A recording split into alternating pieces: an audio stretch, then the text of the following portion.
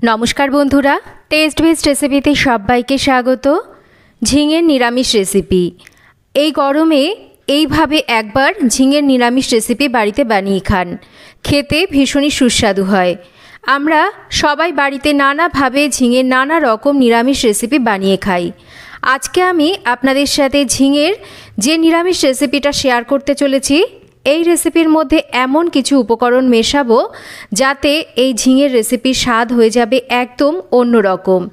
আপনারা যদি একবার এইভাবে ঝিঙের রেসিপিটা বাড়িতে বানিয়ে খান, তাহলে বলবো বারবার এইভাবে বানিয়ে খেতে মন চাইবে। খুবই সহজ আর ভীষণই সুস্বাদু একটা রেসিপি, গরমে খেতে খুবই ভালো লাগবে।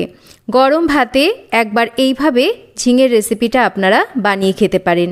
চলুন আজকের রেসিপি দেখে নেওয়া যাক। ঝিঙের রেসিপিটা বানানোর জন্য এখানে আমি 700 গ্রাম ঝিঙে আগে থেকে খোসা ছাড়িয়ে নিয়েছি। ঝিঙের গায়ে অল্প অল্প করে খোসা রেখে আমি ঝিঙের খোসা ছাড়িয়েছি। আপনাদের অপছন্দ হলে আপনারা কিন্তু ঝিঙের পুরো খোসাটাকে ছাড়িয়ে নিতে পারেন। এবার আমি ঝিঙেগুলোকে কেটে নেব। ঝিঙের দুটো দিক একটু করে কেটে প্রথমে বাদ দিয়ে নেব। তারপর ঝিঙেগুলোকে মাঝ বরাবর লম্বা করে চিড়ে নেব। এই রান্নার জন্য ঝিঙেকে খুব বেশি ছোট বা খুব বেশি বড় করে কাটবো না। আমরা সবাই জানি ঝিঙে রান্না করলে ঝিঙে একদম একটুখানি হয়ে যায়, তাই আমরা যদি খুব বেশি ছোট টুকরো করে ঝিঙেগুলোকে কেটে নিই, তাহলে ঝিঙে রান্না করলে একদমই মিশে যাবে, ঝিঙেগুলো একদমই খুঁজে পাওয়া যাবে না। তাই আমাদের ঝিঙেগুলোকে ঠিক এই রকম মাঝারি টুকরো করে কেটে নিতে হবে। আমি সমস্ত ঝিঙেগুলোকে কেটে নিয়েছি। ঝিঙে খোসা ছাড়িয়ে নেওয়ার পর আমি ঝিঙেগুলোকে ধুয়ে নিয়েছিলাম, তাই কেটে নেওয়ার পর কিন্তু আর ধোবো না। রান্নাটা করব সর্ষের তেলে। তেলটা ভালো করে গরম হলে একটা শুকনো লঙ্কা আর তার সাথে কালো জিরে ফোড়ন দেব। ফোড়নটাকে আমরা একটু ভেজে নেব। ফোড়ন থেকে সুগন্ধ বেরোতে শুরু করলে এবার কেটে নেওয়া ঝিঙেগুলোকে দিয়ে দিতে হবে। এই সময় আমাদের গ্যাসের ফ্লেমটাকে বাড়িয়ে রাখতে হবে, আর কোনো রকম লবণ বা হলুদ এই সময় দেওয়া যাবে না ঝিঙে থেকে, তাহলে কিন্তু জল ছাড়বে। আর যদি আমরা কম আঁচে রান্না করি তাহলেও ঝিঙে থেকে জল ছাড়বে, তাহলে ঝিঙেটা ঠিকঠাক আমাদের রান্না করা যাবে না। তাই বেশি আঁচে রেখে আমি ঝিঙেটাকে 4 থেকে 5 মিনিট এই রকম একটু ভেজে নিলাম। দেখুন ঝিঙেটা রান্না করতে করতে বেশ কিন্তু কমে এসেছে। এবার আমি এর মধ্যে বেশ কিছু গুঁড়ো মশলা মেশাবো। দেব এর মধ্যে পরিমাণ মতন হলুদ, দেব অল্প করে একটু জিরের গুঁড়ো। ঝালের জন্য লঙ্কার গুঁড়ো দিচ্ছি, তবে আমি এখানে কাঁচা লঙ্কার ব্যবহারও করব, তাই লঙ্কার গুঁড়োটাকে একটু বুঝে নিয়ে দিতে হবে। স্বাদ মতন লবণ দিয়ে দিচ্ছি। এবার এই গুঁড়ো মশলাগুলোকে দিয়ে আমাদের ঝিঙেটাকে ভালো করে নাড়াচাড়া করে রান্না করতে হবে। লবণ যেহেতু দিয়ে দিয়েছি, ঝিঙে থেকে এবার জল ছাড়বে। দেখতে পাচ্ছেন ঝিঙে থেকে বেশ অনেকটা পরিমাণ জল ছেড়েছে। এবার যতক্ষণ না ঝিঙের জলটা একদম মরে যাচ্ছে, মানে শুকিয়ে যাচ্ছে, ততক্ষণ আমাদের ঝিঙেটাকে রান্না করতে হবে, তবে কোনো রকম ঢাকা দেওয়া যাবে না। এবার আমরা একটা মশলা তৈরি করব। মিক্সিং জারে নিয়ে নিচ্ছি কিছুটা আদা, কয়েকটা কাঁচা লঙ্কা, তার সাথে নেব 2 টেবিল চামচ পোস্ত।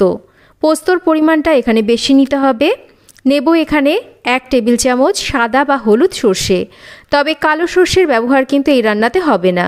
দিচ্ছি বেশ খানিকটা নারকোল। এবার কিছুটা জল দিয়ে এই মশলার একটা মিহি পেস্ট তৈরি করে নেব। মশলাটা তৈরি হয়ে গেছে। এদিকে ঝিঙে থেকে যে জল ছেড়েছিল সেই জলটাও কিন্তু সুন্দরভাবে শুকিয়ে গেছে। এবার আমরা বানিয়ে নেওয়া মশলার পেস্টটাকে দিয়ে দেব।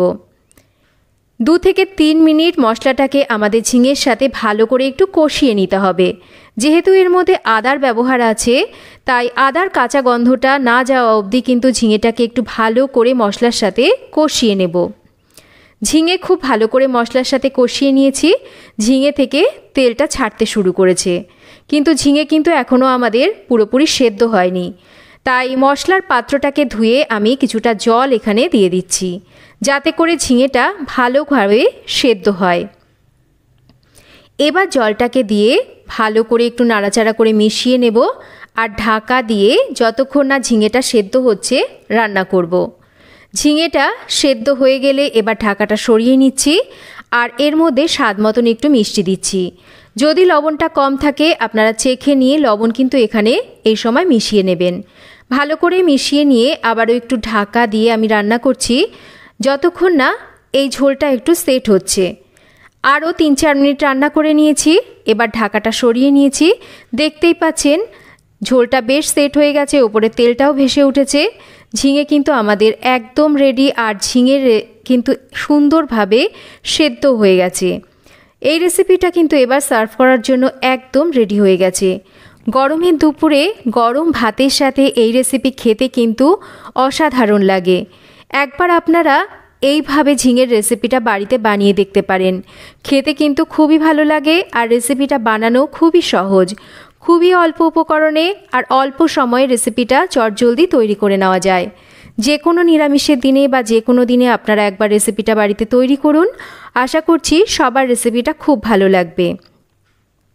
কেমন লাগলো আজকের রেসিপি একটা কমেন্ট করে জানাবেন। ভালো লাগলে লাইক শেয়ার করবেন, চ্যানেল সাবস্ক্রাইব করবেন। সবাই ভালো থাকবেন।